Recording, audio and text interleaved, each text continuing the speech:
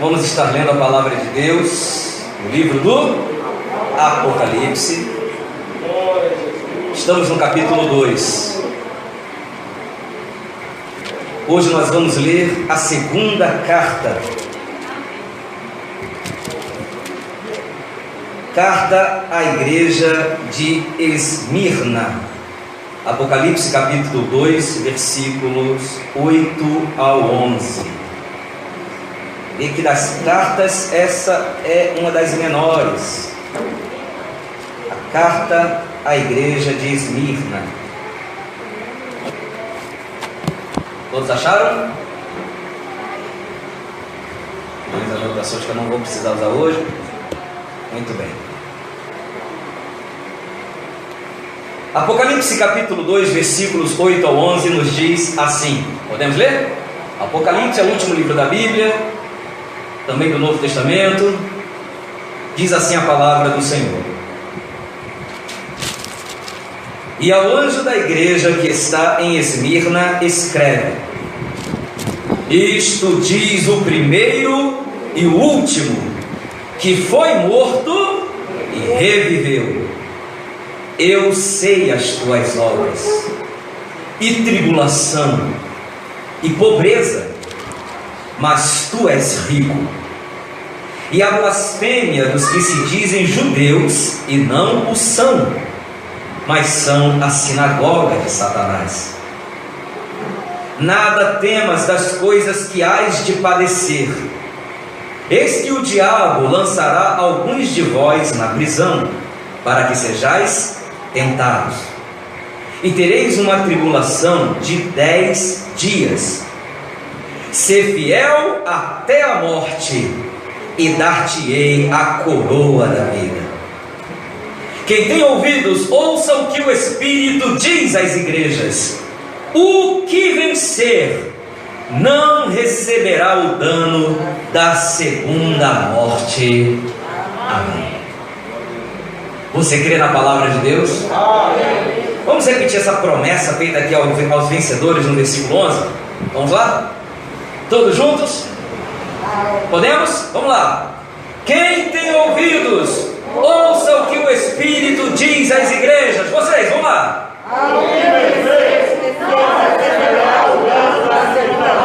De novo. O que vencer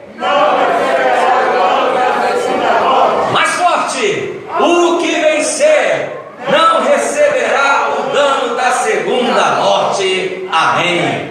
Pai santo e querido, estamos diante da Tua palavra, Senhor, e pedimos a Tua direção, a Tua orientação, que o Senhor nos ensine, que o Senhor nos inspire, e que aprendamos com a igreja de Esmirna, meu Deus. Então, desvenda diante de nós as maravilhas da Tua palavra, e que os princípios, as verdades, aqui neste texto, Senhor, possam saltar aos nossos olhos, meu Deus, e serem absorvidos pela nossa alma, possam ter abrigo no nosso coração, para vivenciarmos e provarmos a Tua maravilhosa graça sobre nós, assim como os crentes de Esmirna, em nome de Jesus. É o que nós te pedimos e te agradecemos, para a honra e glória do nome do Senhor. Amém. Amém. Podeis vos assentar.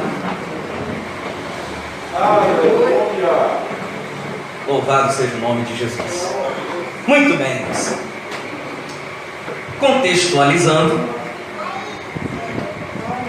nós estamos vendo cada uma das 7 cartas do Apocalipse. Estamos apenas no início, no começo, do princípio do estudo do Apocalipse. Capítulo 1, a gente sempre vai precisar, enquanto estudarmos principalmente as 7 cartas, a gente sempre vai precisar resgatar aquela visão do Cristo glorificado que João teve e descreve no capítulo 1. Lembrando, estamos aqui, o livro do Apocalipse nos remete ao fim do primeiro século da era cristã.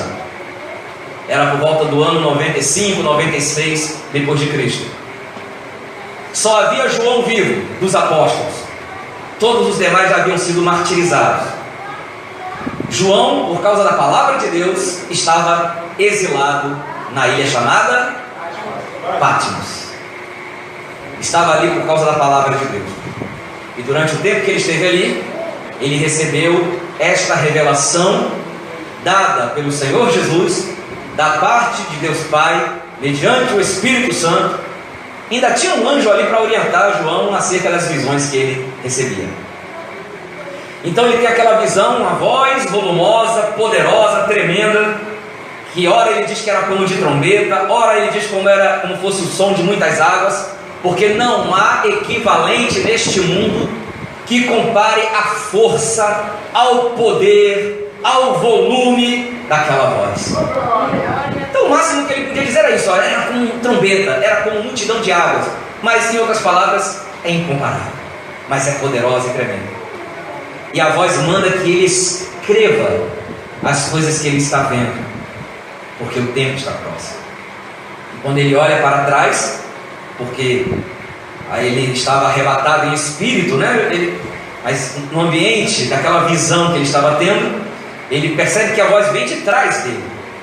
Alguém estava atrás dele falando. Quando ele se volta para olhar quem é que estava falando com ele, ali estão postos os 7 castiçais de ouro e um ser semelhante ao Filho do Homem andando no meio dos 7 castiçais, com 7 estrelas na mão direita, cabeça e cabelos brancos como a lã, o rosto resplandecente como o sol, os olhos brilhantes como 2 tochas de fogo, uma espada longa e afiada dos 2 lados, saindo da boca daquele Filho do Homem, trajado de um roupão branco, uma veste longa, comprida até os pés, branca e resplandecente, e um cinto de ouro abotoado na altura do peito, e os pés brilhantes como um latão reluzente, como um metal aquecido na fornalha. João cai aos pés daquela visão, daquele ser glorioso, mas o ser se aproxima dele, toca-lhe com a mão direita para restaurar-lhe o vigor, e lhe diz: não temas, eu sou o primeiro e o último. E toda esta visão a gente está revendo nas 7 cartas. Sabemos que aquele que João viu é o Senhor Jesus naquela visão. E Jesus vai ditando cada uma das 7 cartas e João vai escrevendo para endereçá-las aos seus destinatários originais. Já vimos a primeira carta à igreja de Éfeso, que era uma igreja ortodoxa, vamos assim dizer. Era uma igreja que continuava cumprindo as suas obrigações. Era uma igreja alinhada às práticas primeiras, mas tinha perdido até ali a essência, tinha deixado o primeiro amor. Mas agora aqui na segunda carta, que é a carta à igreja de Esmirna, o Senhor Jesus se identifica, e a gente vai ver que cada vez que Jesus se identifica em uma das cartas, ele diz algo que tem a ver com aquela primeira visão.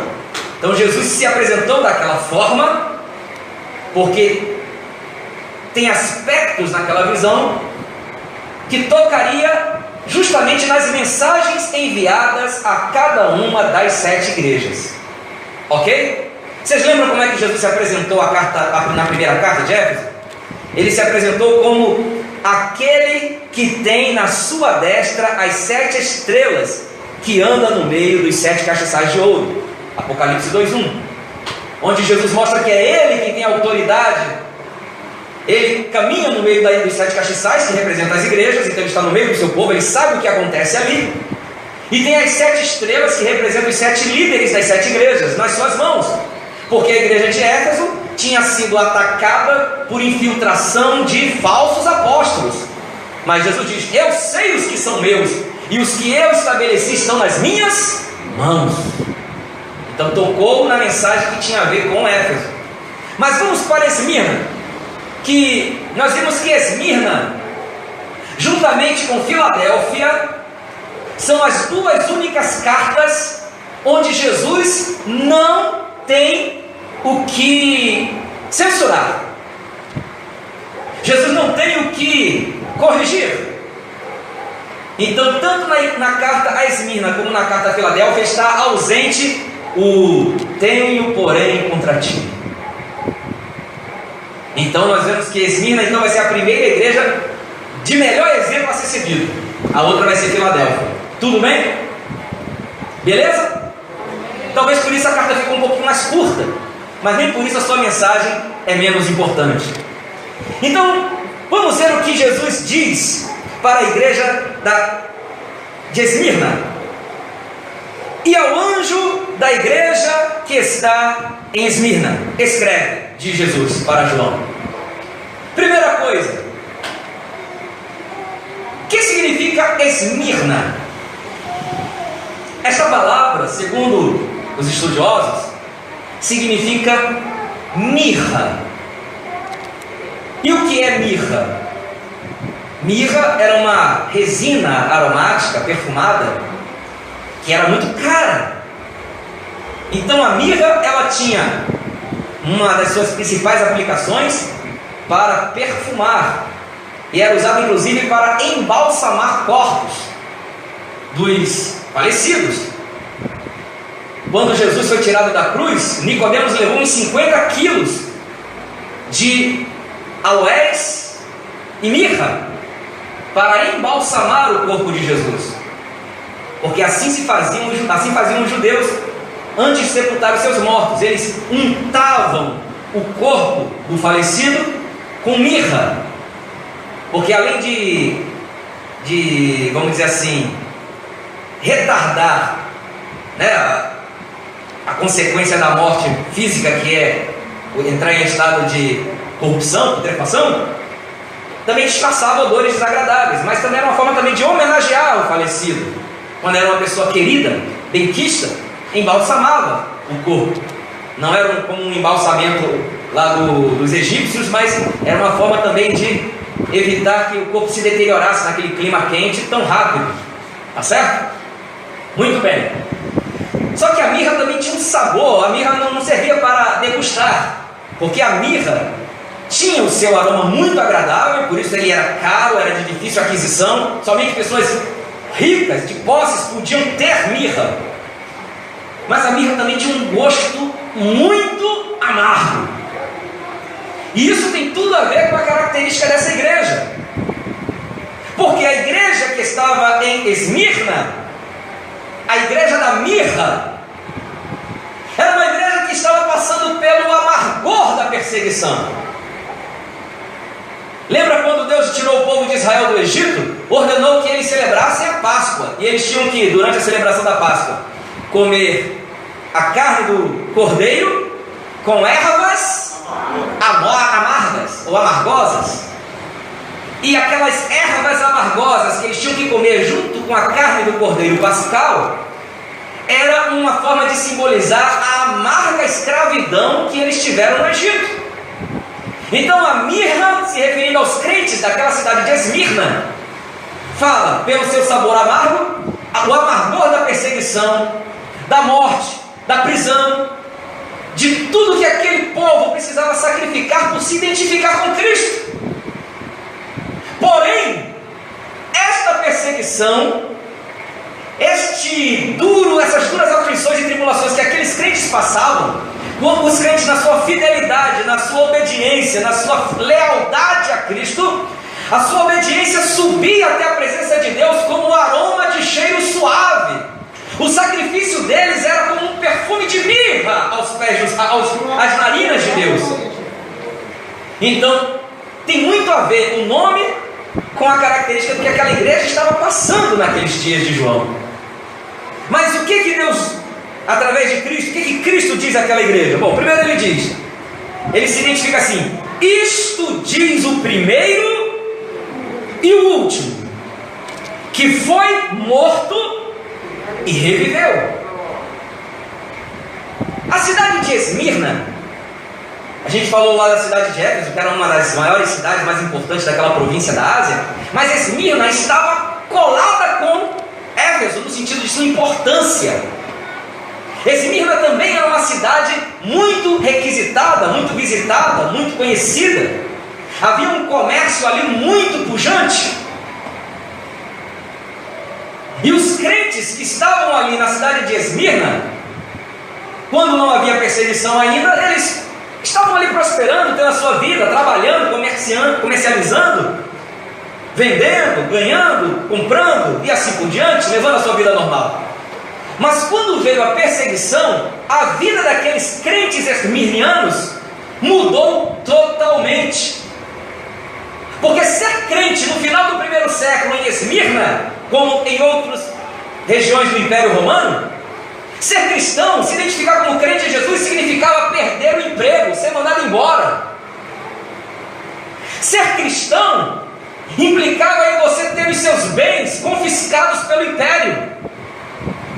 Ser cristão implicava em você ser preso por se recusar a adorar o imperador. Você está compreendendo? Ser cristão era você ser detido, o que consequentemente levava, em muitos casos, à morte. Fosse por ser lançado às feras, fosse por ser queimado vivo na fogueira. Então, ser cristão era colocar a sua vida em risco. Ser cristão era sofrer ameaças de morte o tempo inteiro. E o pior, uma perseguição institucionalizada. Ninguém estaria cometendo um crime, ninguém seria preso por matar um cristão. Ninguém seria visto como um assassino, um criminoso, se arrastasse um crente para a prisão. Porque a lei de Roma, desses tempos, de Esmirna, de João, dizia que quem não prestasse lealdade ao imperador, confessando-o como Deus, prestando culto à imagem do imperador, era alguém passível de morte. Essa era a situação dos crentes esmirnianos, como outros crentes também. Então, quando Jesus se identifica como aquele que é o primeiro e o último, e veja que ele já tinha se identificado assim lá no início do capítulo 1. Ele se identificou como aquele que é o primeiro e o último, o alfa e o ômega, o nosso A e Z. Porque ele é o mesmo do início ao fim. Ele é a origem e a causa de tudo, e também ele é a razão de tudo ser. Porque tudo que foi criado foi feito por ele, para ele. Ele é o herdeiro de todas as coisas. E quando essa mensagem chega àqueles crentes, vejam, crentes que estão na iminência do martírio, crentes que estão correndo o risco de morrer a qualquer momento, o Senhor lhes manda a seguinte mensagem: eu fui morto e revivi. A morte já não tem mais poder sobre mim, diz Jesus. Vocês estão, meus servos, sob ameaça de morte? Eu também fui perseguido até a morte. Fui morto e venci até a própria morte. Estou vivo para todo sempre. E quem me obedecer, ele pode dar a seguinte promessa, que está no final do versículo 10: ser fiel até a morte, e eu te darei a coroa da vida. Está vendo por que Jesus se apresenta como aquele que é o primeiro e o último, que foi morto e reviveu? Porque ele próprio provou a morte, ele venceu a morte, então ele agora tem as chaves da morte e do inferno, e ele pode prometer a vida eterna e nos livrar da morte eterna. O interessante é isso, Jesus ele não promete aos seus livrá-los da primeira morte, mas garante que a segunda morte não terá poder sobre eles. Mas a gente vai falar disso mais adiante. Muito bem, então Jesus se apresenta como o primeiro e último, que foi morto e reviveu. No grego, essa expressão que foi morto e reviveu também pode ser entendido como aquele que mesmo morto estava vivo. No grego original, dá essa ideia de que Jesus, mesmo quando morto, estava vivo. Porque ele é aquele que vive eternamente. É uma possível tradução também do grego. Que coisa linda. Então, nem quando ele, enquanto homem, morreu na cruz, a morte pôde detê-lo, porque ele é a própria vida. Ele é aquele que é a ressurreição e a vida. Como é que a própria vida morreria? Por isso ele não pôde ser detido. Ele se manteve morto somente enquanto se cumpriu o terceiro dia, mas voltou dentre os mortos, e hoje ele é a garantia da nossa vida eterna. E o que Jesus diz para os crentes de Esmirna? Primeira coisa: eu sei as tuas Jesus repete isso para praticamente todas as igrejas. Eu sei as tuas obras. E no caso dos esmirnianos, isso é positivo. Jesus está dizendo: eu sei o que vocês estão fazendo por obediência a mim.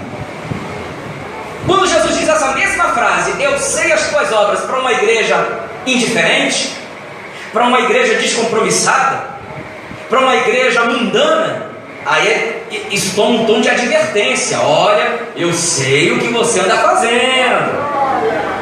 Mas para uma igreja obediente, fiel, leal, verdadeira, que se sacrifica por amor ao Senhor, essa frase é positiva, é consoladora.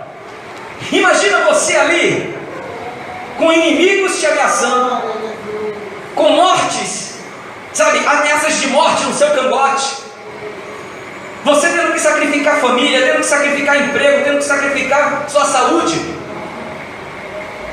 e você ali naquela situação, e de repente vem uma mensagem do próprio Cristo para você dizendo: eu sei as tuas obras.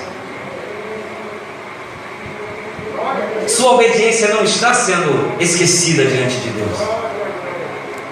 O que você tem padecido, o Senhor tem conhecimento. E Ele conhece intimamente, porque Ele próprio padeceu todas essas coisas. Eu ouvi um glória? Eu sei as tuas obras. E tribulação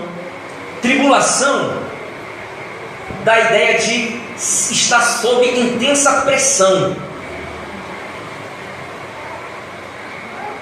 Às vezes a gente está aqui assim, uma aparente tranquilidade, mas Deus sabe a pressão que você está passando.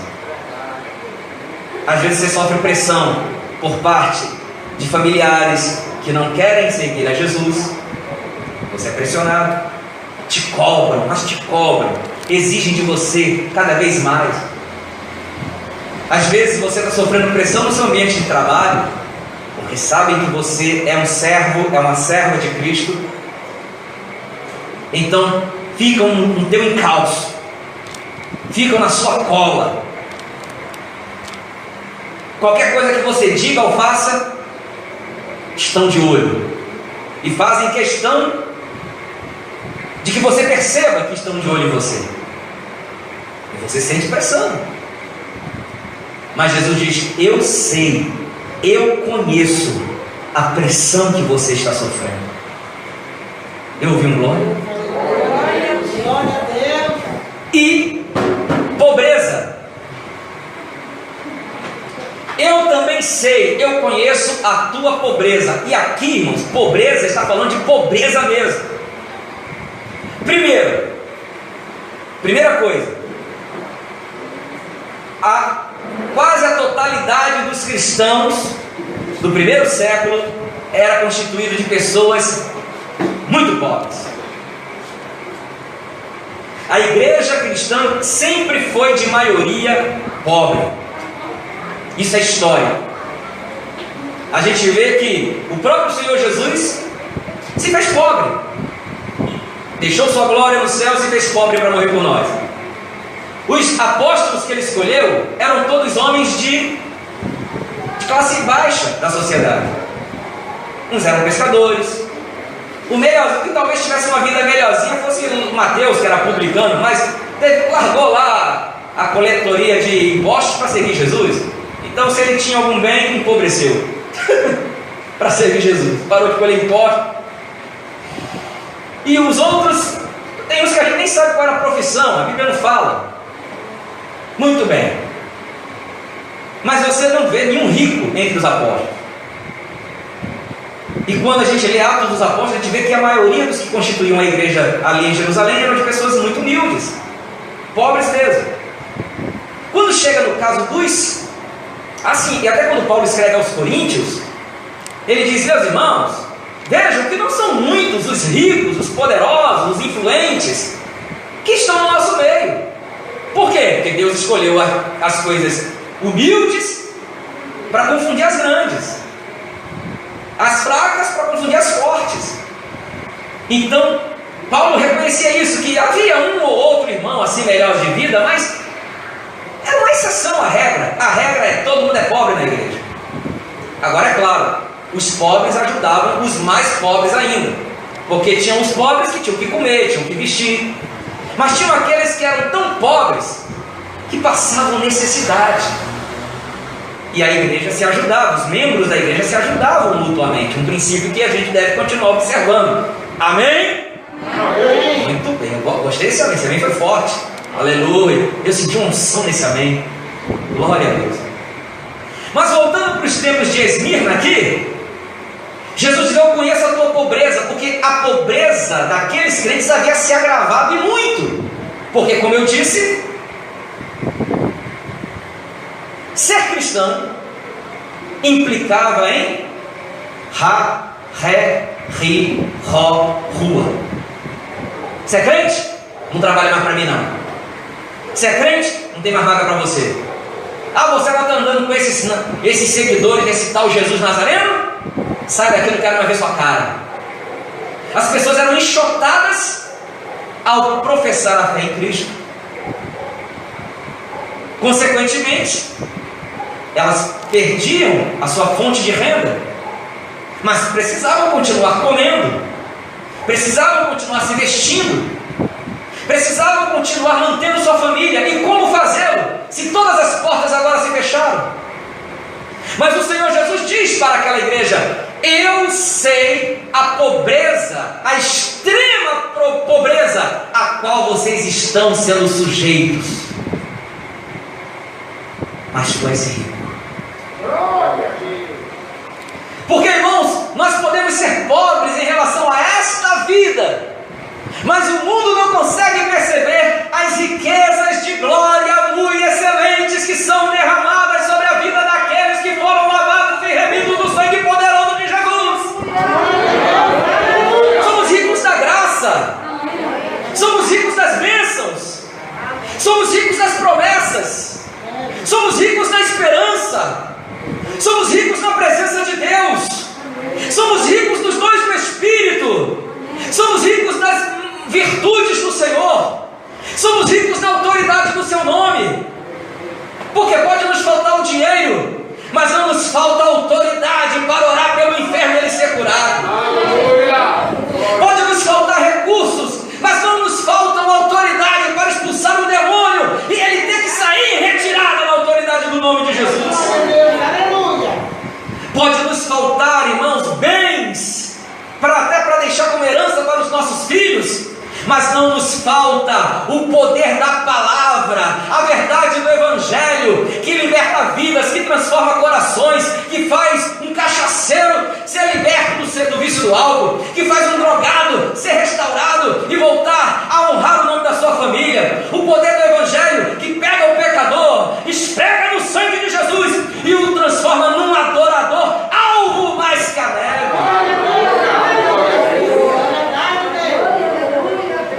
Então assim nós somos pobres em relação a esta vida, somos pobres materialmente, mas somos ricos. Nós somos ricos. Amém? Amém? E que maravilha, porque a nossa riqueza é verdadeira. Não é essa riqueza transitória, passageira, ilusória. Porque, irmão, se dinheiro fosse tudo nessa vida, não haveria magnatas cometendo suicídio. Se dinheiro fosse tudo nessa vida, não haveria madames nos consultórios psiquiátricos fazendo terapia e tomando remédio controlado. Se dinheiro fosse tudo, não haveria jovens herdeiros de mega empresários dando fim à própria vida, se acabando nas drogas, nos vícios, na prostituição, porque são infelizes. E aí andam por aí nas baladas, andam gastando, esbanjando seus recursos financeiros, como aquele filho pródigo, porque tentam preencher um buraco sem fundo que há em sua alma. E nada disso sacia, nada disso preenche, nada disso satisfaz. Então vai bebida, drogas, carros importados, viagens, dinheiro a rodo, mas nada disso satisfaz. Tem aquela alegria ali enquanto a substância tóxica está no sangue, né? A adrenalina está lá em cima, os olhos revirando, o cérebro sendo bombardeado por um monte de alucinógenos. Tá, mas acabou o efeito da droga, o cara cai num precipício existencial. Quando ele desperta para a realidade, ele tem todo o dinheiro do mundo, mas não tem paz, não tem alegria. E a gente está aqui, endividados, alguns desempregados. É verdade ou não é? Aí a gente quer construir uma casa, quer comprar um móvel, quer ter uma televisão melhor, quer uma cama mais confortável. Devido ao calor quer botar um ar-condicionado, mas quando você bota na ponta dos lápis, não dá dando para comprar nem a fiação para a instalação do ar-condicionado. O que dirá o ar-condicionado? É verdade ou não é? Não tem dinheiro nem para comprar o lençol, nem a fronha do travesseiro. O que dirá para comprar a cama box? Você é pobre financeiramente, economicamente, materialmente, mas a aparência deste mundo passa. O que é eterno e duradouro, isso sim é nosso e está garantido no céu. Por isso Jesus ensinou: não junteis tesouro na terra, porque aqui, irmão, tudo corrói. Tem a inflação, tem o ladrão, tem a corrupção, tudo termina com ão, misericórdia. Mas lá no céu, meu irmão, não, primeiro, ladrão lá não entra. Segundo, lá nada se deteriora. Então infração não tem inflação. E corrupção piorou. Aí que não chega nem perto mesmo. Então Jesus disse: junte tesouro lá em cima, tenha sua riqueza lá em cima, que seja isso que preencha o teu coração, porque onde estiver o teu tesouro, o teu coração está junto. Em que você pensa, em que você se ocupa, em que você está investindo o seu tempo, invista nas coisas do céu, porque tu és rico da graça de Deus. Ô glória, diga para o irmão que está perto de você aí, ó. Você sabia que você é rico, meu irmão? Você é rico, meu irmão. Irmã linda, da ricaça, hein? Nome de Jesus, ô glória, que maravilha. Bom, eu sei as tuas obras, e tribulação, e pobreza, mas tu és rico. E a blasfêmia dos que se dizem judeus e não o são, mas são a sinagoga de Satanás. Deixa eu explicar isso aqui. Os judeus daqueles tempos se espalharam por todo o império. Então havia comunidades judaicas nas principais cidades das províncias romanas.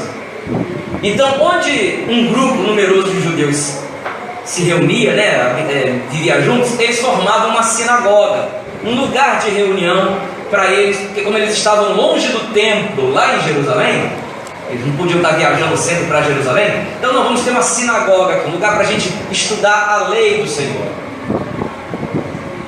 Só que no primeiro e segundo séculos do cristianismo, os judeus muitas vezes auxiliavam o Império Romano em dedurar e entregar os cristãos. Aqueles dentre os judeus que não criam em Jesus, que vilipendiavam o bom nome que sobre nós é invocado, eles não aceitavam Jesus como Salvador e ainda odiavam os que confessavam Jesus como Salvador, os cristãos. Vocês estão entendendo? Então Jesus, ele diz para os crentes de Esmirna: eu sei que aqueles que se dizem serem meu povo, os judeus, mas que na verdade eles blasfemam contra vocês, eles vilipendiam vocês e os entregam até às autoridades, entregam vocês às autoridades. Eles acham que são o povo de Deus, mas na verdade eles são a sinagoga de Satanás. É Jesus que está dizendo isso. É interessante a gente entender isso, porque até os dias de hoje, entre os cristãos, existem alguns que defendem que o povo judeu ainda é o povo eleito de Deus. Não é mais. Acabou. O povo de Israel, a descendência de Abraão, só tinha esse status de povo especial de Deus enquanto durou a antiga aliança. Quando o Cristo, o Messias, o Rei prometido veio, eles rejeitaram. Claro, não foi uma rejeição absoluta de todo o povo. Os apóstolos eram judeus. Os primeiros cristãos eram, em sua absoluta maioria, judeus. Mas depois da morte de Estevão, os discípulos foram para as regiões onde se falava o grego, e aí samaritanos, que eram meio judeus, e até os sírios, lá no norte, foram ouvindo a palavra, e aí a balança pendeu para o outro lado. O número de cristãos dentre os não judeus superou rapidamente o número de cristãos judeus, e a igreja se tornou de maioria gentílica. Vocês entenderam? Então, quem é o Israel de Deus hoje? Quem é o povo eleito, especial, que tem um relacionamento exclusivo com o Senhor? É a igreja. A igreja hoje é o verdadeiro Israel. Paulo escreveu aos Romanos, não é judeu verdadeiramente aquele que é na carne, porque é circuncidado, ou porque nasceu da descendência de Abraão. E olha que isso não é novidade.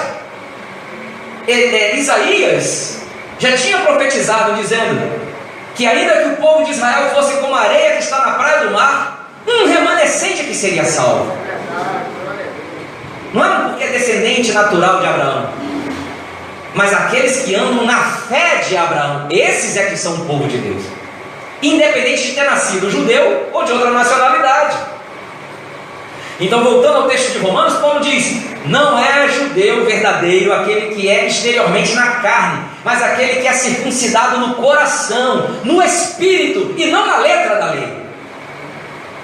Então você pode não ser judeu, não ter nascido da descendência de Abraão, nem foi circuncidado segundo a carne, mas no dia em que se converteu a Cristo, o Espírito fez a marca, não na tua carne, mas no teu coração. O teu interior foi circuncidado, você foi separado para Deus. Então hoje você é o verdadeiro judeu. Por isso, quando Deus prometeu a Abraão, Deus disse a Abraão que se ele pudesse contar os grãos de areia na praia, assim se contaria a sua descendência, mas é a descendência terrena. Depois levou Abraão para fora da tenda e disse: conte também as estrelas, se puder, assim também será a tua descendência. Agora não é mais a descendência terrena, é a descendência espiritual. Então Abraão é o nosso pai na fé. Então quem defende hoje? Os cristãos que defendem que não, Deus ainda tem um plano especial para o povo judeu, porque lá no fim dos tempos, sabe, Deus tem ainda as promessas feitas a Abraão a cumprir. Não, essas promessas passaram para a igreja. E o próprio Cristo está dizendo aqui que havia judeus em Esmirna naquela época que vilipendiavam o nome de Cristo, que blasfemavam dos que confessam a Cristo e se achavam povo de Deus, mas Jesus diz: na verdade eles são a sinagoga de Satanás. Não faz mais parte do povo de Deus. Então o Senhor conhece os que são dele, e Ele conhece aqueles que se opõem ao povo dele. Lembra quando Saulo estava lá perseguindo os crentes? Aí Jesus deu aquela rasteira suave em Saulo, né? E disse o que para ele? Saulo, você está me perseguindo. Saulo deve ter ficado: não, eu estou perseguindo os crentes. Mas mexeu com eles, mexeu comigo. Mexeu com eles, mexeu comigo. Estão mexendo com você? Estão te perseguindo? Não se preocupe não. Estão mexendo com ele. Glória a Deus. Glória a Deus. Muito bem, para a gente concluindo. Versículo 10. Nada temas, não tenha medo de nada, das coisas que hás de padecer. Nós padecemos, nós vamos passar por aflições, em maior ou menor intensidade, em maior ou menor grau, com maior ou menor alcance, nós passaremos perseguições, aflições, tribulações, angústias, apertos. Passaremos. Jesus não diz: eu te livrarei da tribulação. Mas Ele diz que nos livrará na tribulação. O que isso quer dizer? Deus não vai impedir que nós passemos por momentos difíceis, mas Ele garante que estará conosco e nos dará sua ajuda no momento em que passarmos por essas situações difíceis.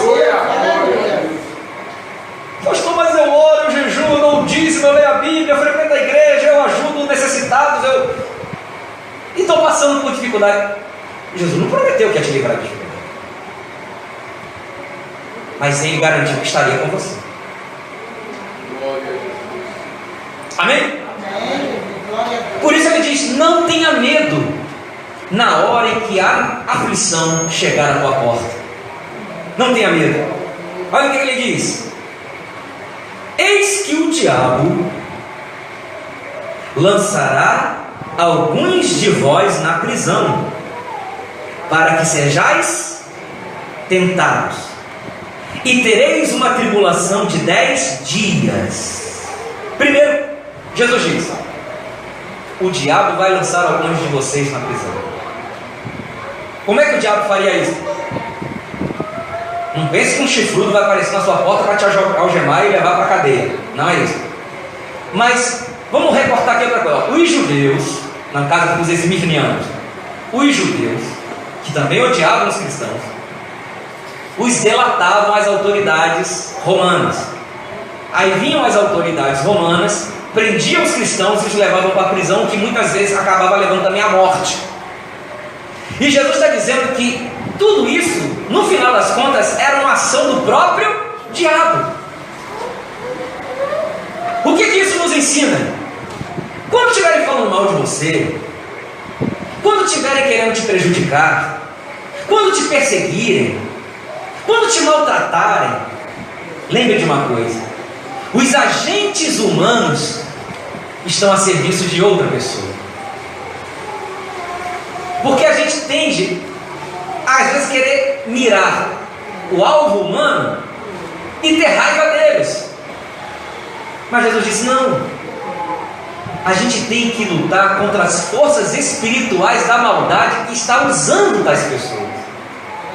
Porque essas pessoas devem ser objetos da nossa oração, devem ser alvos da nossa misericórdia e até mesmo do nosso perdão.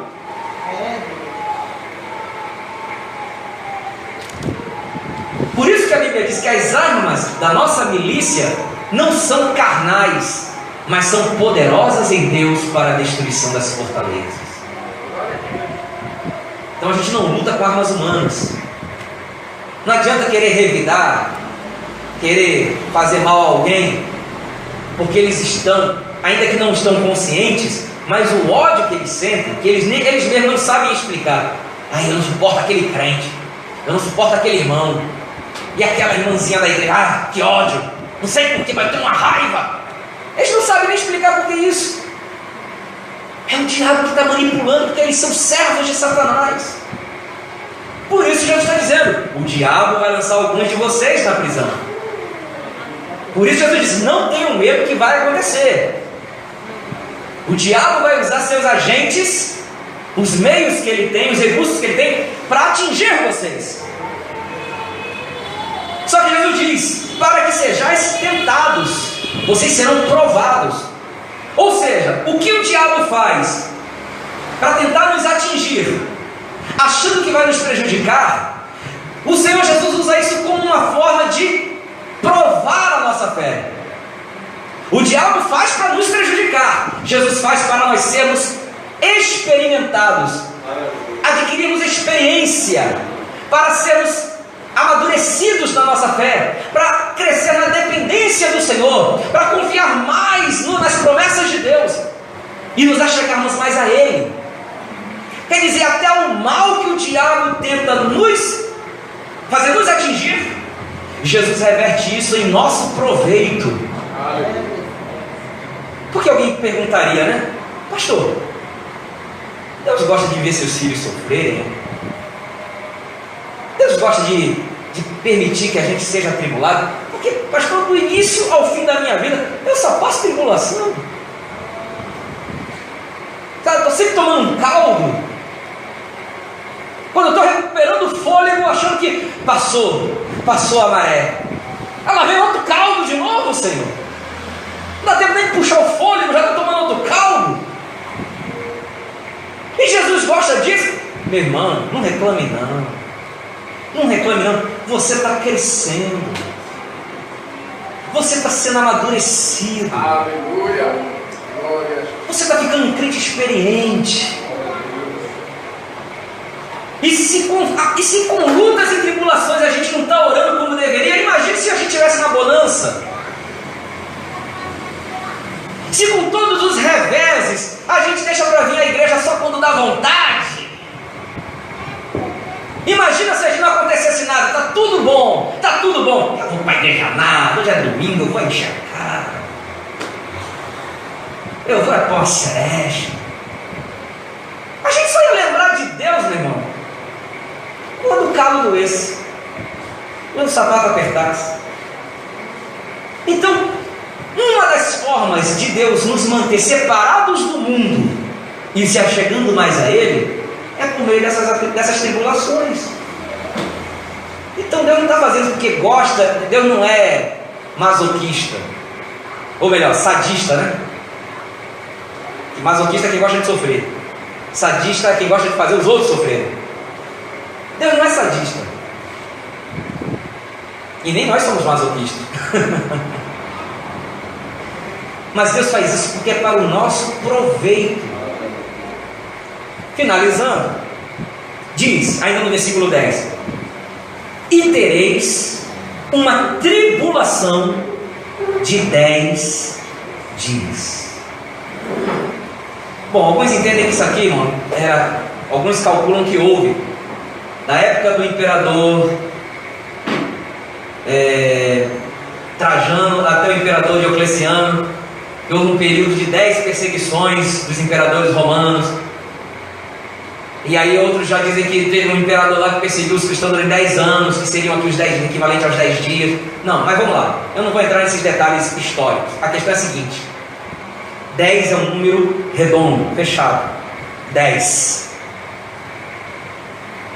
Mas isso nos indica que a tribulação tem dia para começar, tem dia para terminar. A tribulação, ela é temporal. Ela tem início, meio e fim. Nós não vamos ser atribulados por toda a eternidade. Vocês terão uma tribulação de 10 dias. Deus já determinou o dia da sua vitória. Glória a Deus, aleluia. Agora, claro, esses 10 dias, na realidade, pode ser 10 meses, pode ser 10 anos, não sei. Mas uma coisa é certa: vai um dia terminar. Vai um dia terminar. Pastor, eu estou orando há 50 anos. Tereis uma tribulação de 10 dias. Lembre disso. Sempre recorde: tereis uma tribulação de 10 dias. Agora, esses 10 dias no calendário de Deus, meu irmão, o tempo pode ser muito maior do que a gente está esperando, mas é 10 dias. Ô glória, diz que um dia para o Senhor é 1000 anos, né? Pronto, tereis uma tribulação de 10.000 anos. Aleluia. Mas já está determinado o fim dessa aflição. Aleluia. No final do versículo 10, Jesus dá uma exortação, uma palavra de encorajamento à sua igreja e diz: ser fiel até a morte. Não está dizendo seja fiel até morrer, mas é seja fiel ainda que isso lhe custe a vida. Nenhum de nós aqui, irmãos, estamos sofrendo ameaça por ser crente. Pastor, vou me prender porque eu sou de Jesus. Não. Aqui no Brasil, pelo menos até agora, a gente não está passando nada disso. Mas para muitos irmãos nossos em outros cantos do planeta aí, ser cristão é poder morrer literalmente a qualquer momento. no Egito, na Etiópia, na Eritreia, na China. Há muitos países, a missionária Graciela tem uma relação ali de países onde ser cristão, meu amigo, é você viver igual rato, intocado, porque se botar a cabeça para fora e lhe pegarem, já foi. Tua família não te vê mais. E certamente nem os restos mortais eles vão encontrar para fazer uma homenagem e poder dar um velório digno. Nem isso. Mas apesar de nós não estarmos lá com esses nossos irmãos fisicamente, nós devemos nos sentir unidos a Ele nesses momentos de aflição. E a gente fica aqui dizendo: não, pastor, eu não consigo tirar um momento de oração porque eu não tenho mais pelo que orar. Vá orar pelos teus irmãos que são perseguidos. Mas eles estão lá literalmente seguindo essa recomendação de Jesus: seja fiel, ainda que isso lhe custe a vida. Ser fiel até a morte. E qual é a promessa? Quem for fiel, olha que quem está prometendo é aquele que lá no início disse: eu sou o primeiro e o último, que foi morto, mas reviveu. Eu te darei a coroa da vida. A coroa aqui não é uma coroa real, sabe, uma coroa de ouro com pedrinhas de diamantes. Aqui está falando, é aquela coroa que era dada aos vencedores dos Jogos Olímpicos. É aquela coroa de louros.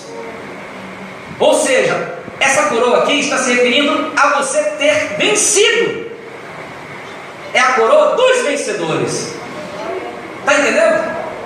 Então, ou seja fiel, corra até o fim, siga a tua carreira, vá até a linha de chegada, ainda que isso lhe custe a vida, porque você será recompensado por ter sido vencedor. E qual é a recompensa? Que coroa é essa? É a coroa da vida. Não é uma coroa literal, mas significa que quem for fiel, ainda que isso custe a própria vida, receberá como recompensa a vida eterna. Por isso Jesus diz, versículo 11, e aqui a gente conclui: quem tem ouvidos, ouça o que o Espírito diz às igrejas. Veja, está no plural, às igrejas, porque a mensagem não é só para Esmirna, é para todas as 7 igrejas naquele contexto e para todos nós hoje. O que vencer? Volto a repetir o que já dissemos aqui antes: o céu não é para covardes, o céu não é para quem retrocede, o céu não é para quem se amedronta, o céu é para quem é vencedor. O que vencer não receberá o dano da segunda morte. Pastor João, pois não, meu irmão? Quero lhe perguntar, pergunte. Saberás me responder? Tentarei.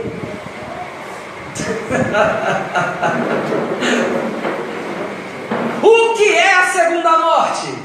É a que vem depois da primeira. Glória a Deus. Mas brincadeiras à parte, essa expressão segunda morte, ela só aparece no Apocalipse. Não existe mais em nenhuma outra passagem da Bíblia. Só no Apocalipse. E como é que eu posso entender, pastor, o que significa essa expressão, a segunda morte, se ela só aparece no Apocalipse? O próprio Apocalipse vai te explicar. Veja, vamos entender bem o que Jesus está prometendo aos vencedores. Vamos lá. A igreja era uma igreja que estava às vésperas do martírio, por assim dizer. Uma igreja que estava sob constante ameaça de morte por sua fidelidade a Cristo. Até aqui todo mundo entendeu bem, né? E quem é o Senhor desta igreja? É aquele Senhor que também foi perseguido, foi fiel à missão dada pelo Pai até a morte e morte de cruz, e Ele mesmo provou a morte, mas ressurgiu dentre os mortos e está vivo para todo sempre. Aleluia. Muito bem.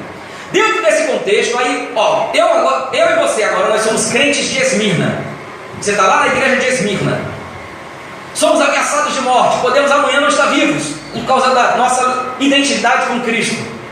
E aí o Senhor nos manda esse recado: olha, João mandou escrever para, olha, Jesus mandou João escrever para a gente, ó a carta que veio de João lá do Apocalipse agora, lá da ilha de Patmos. Olha o que está aqui no finalzinho da carta para a gente, sofrendo ameaça. Cuidado, olha aí, irmão, vigia na porta, porque pode ser que daqui a pouco uma tropa com espada para arrastar a gente, levar para as feras, tacar fogo na gente. E aí? O que Jesus mandou João escrever? Está aqui, ó. Ao que vencer, não sofrerá as consequências da segunda morte. A segunda morte não lhe tocará, não lhe afligirá. Então não tenha medo, porque ainda que você passe pela primeira, a segunda não terá domínio sobre você. Mas o que é a segunda morte? O Apocalipse explica. Quem pode ler, por favor? Apocalipse capítulo 20, versículos 14 e 15. Apocalipse capítulo 20, versículos 14 e 20. E a morte do céu foi lançada no lago de fogo. Esta é a segunda morte. E aquele que não foi achado escrito no livro da vida foi lançado no lago. Muito bem, olha lá. E a morte e o inferno foram lançados aonde? No lago de fogo. É o destino final de todos aqueles que se rebelam contra Deus. Todos que não se converterem, porque diz no versículo seguinte, que todos os que não foram achados inscritos no livro da vida, que é o rol, onde estão arrolados todos os cidadãos dos céus. Então quem não se converteu a Cristo, não está inscrito no livro da vida. Se não está inscrito no livro da vida, não é cidadão do céu, está de fora. Então diz lá, todos foram para o mesmo lugar, da morte do inferno, para o lago de fogo e enxofre.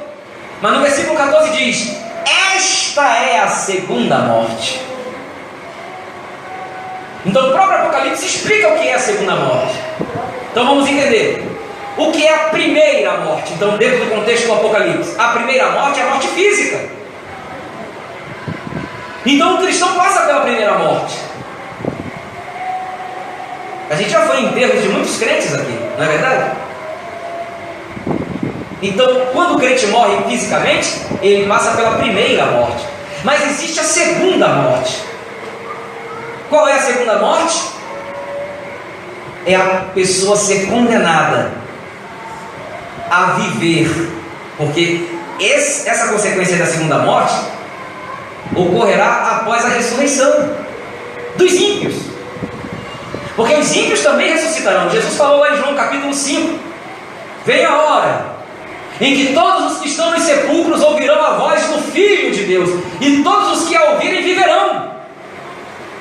Então haverá uma ressurreição geral. Só que Jesus diz, os que fizeram o bem, creram em Jesus, andaram conforme a vontade de Deus, ressuscitarão para a ressurreição da vida. Ou seja, vida aí no sentido de existir eternamente na presença de Deus, em plena e íntima comunhão com Ele. Mas os que fizeram o mal sairão para a ressurreição da condenação. Então os ímpios todos que morrerem até a vinda de Jesus, desde o princípio do mundo até a segunda vinda de Cristo, ressuscitarão também. Porém eles ressuscitarão para serem julgados e condenados eternamente. Serão banidos. A condenação deles é essa, de serem banidos para toda a eternidade, existirem fora da presença de Deus. E é isso que o Apocalipse diz que é a segunda morte.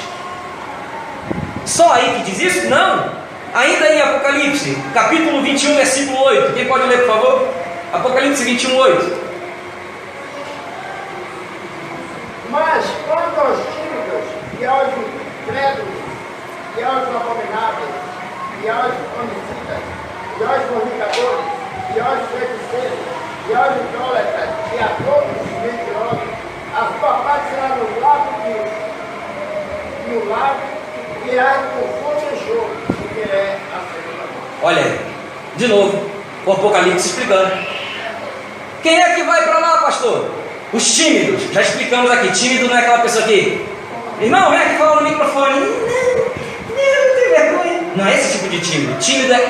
Tímido é o covarde. o covarde quanto à fé. É aquele que não quer vir para Jesus porque tem medo de perder os amigos. Não quer vir para Jesus porque tem medo da família o rejeitar. Esse é o tímido. Está claro?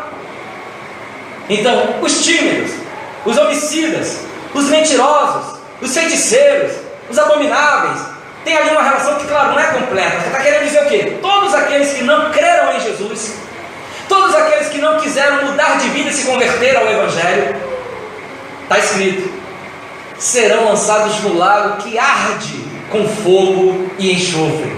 Esta é a segunda morte. Ficou claro para vocês?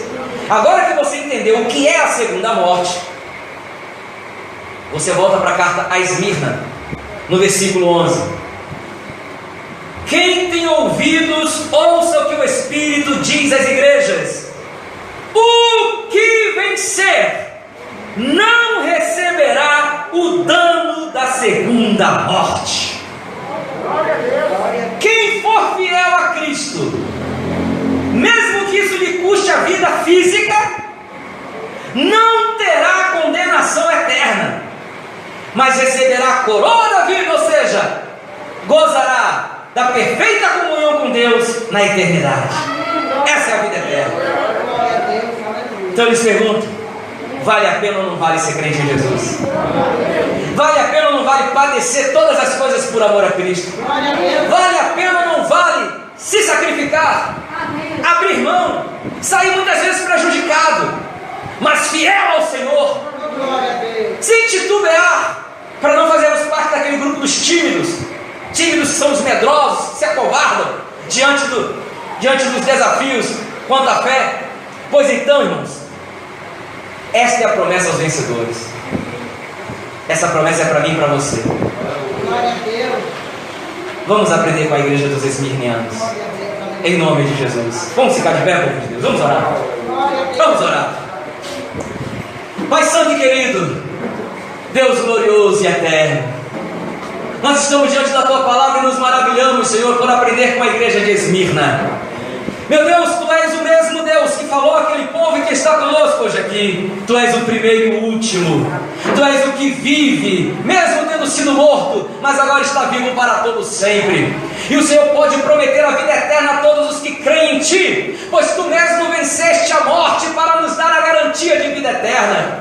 Meu Deus, por isso se fomos afligidos, atribulados, perseguidos, se nos maldisserem, não há problema, Senhor, porque nós pertencemos a Ti, nós somos o Teu povo, Senhor, e o Senhor contempla tudo que nós fazemos para nos manter fiéis a Ti, com a ajuda do Teu Espírito, com a graça que o Senhor derrama sobre nós a cada dia. Meu Deus, esforça o Teu povo para não vacilar, para não titubear, para não esmorecer, mesmo que passe por dificuldades, mesmo que perca o emprego por causa da fé em Ti, mesmo que a família não entenda, não queira compreender a nossa fé em Ti, Senhor, e somos objetos de zombaria, somos escarnecidos, mentem a nosso respeito, mas Senhor, que nós não guardemos raiva, nem rancor, nem ódio dessas pessoas, pois elas estão sendo manipuladas por Satanás. Como ele, o inimigo de nossas almas, não pode nos tocar, ele usa as pessoas mais próximas a nós para tentar nos atingir, mas a Tua Palavra já nos esclarece e nos dá o entendimento de que nós não temos que olhar essas pessoas manipuladas por Satanás,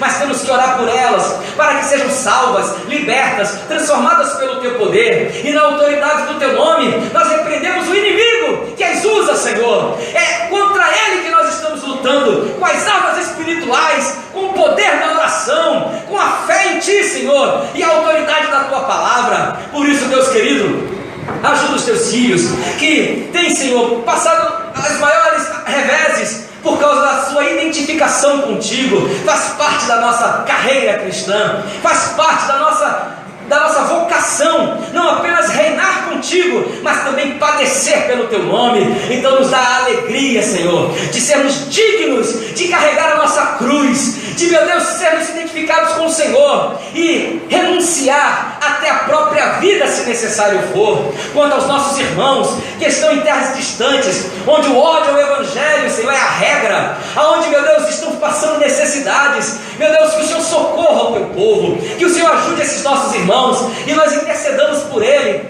em todo o tempo, Senhor, porque nós temos aqui neste nosso país, ainda temos a liberdade de glorificar o Teu nome.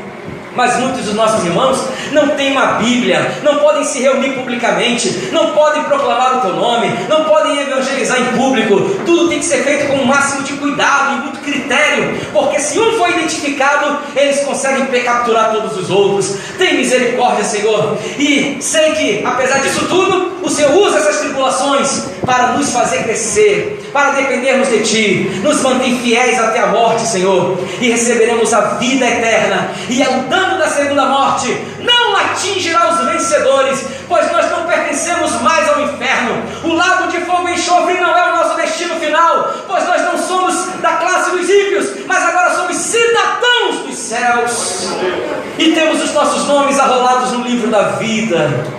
Então muito obrigado, Senhor, porque nos fizeste Teu povo, Tua herança, e aqueles que carregam o Teu bom nome. Assim te pedimos e te agradecemos, no nome precioso de Jesus. Amém. E as palmas glorificam o nome santo do Senhor. Amém.